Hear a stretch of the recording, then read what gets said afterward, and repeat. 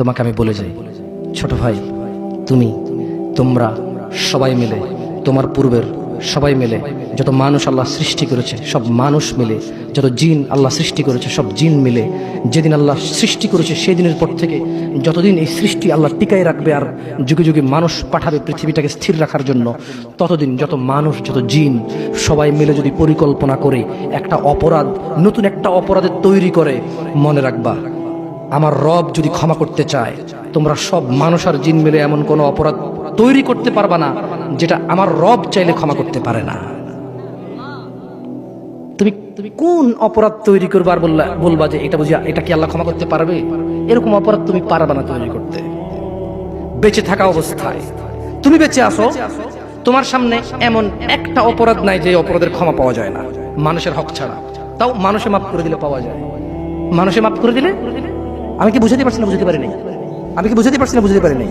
দুনিয়া তুচ্ছ। তোমাকে আবার বলি, তুমি আল্লাহকে ভয় করো। তোমাকেই উদ্দেশ্য করে বলছি আমি, ইনশাআল্লাহ within 5 to 10 minutes I will finish। আমি 5 থেকে 10 মিনিট শেষ করে দেবো। বেশি কথা বললে কোনো লাভ হয় না। যতটুকু শুনেছেন যদি কাজে আসে আসবে, সারাদিন বললেও কাজে আসবে না। বুঝে আসছে না?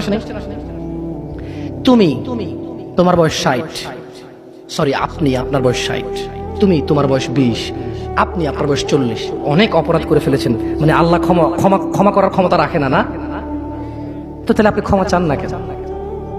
কেন বলেন? শুনুন, আপনাকে বলি, আল্লাহ বলেন লা তাকনাতু মির রাহমাতিল্লাহ।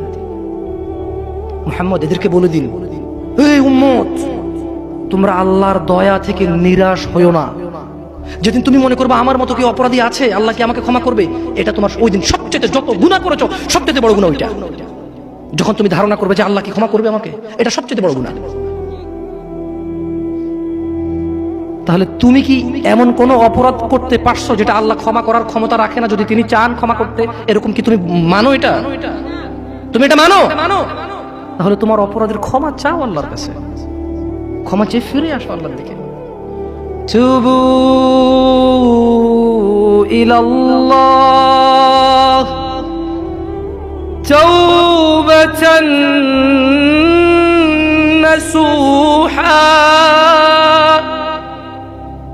ফিরে আসো আল্লাহর দিকে একনিষ্ঠ ভাবে।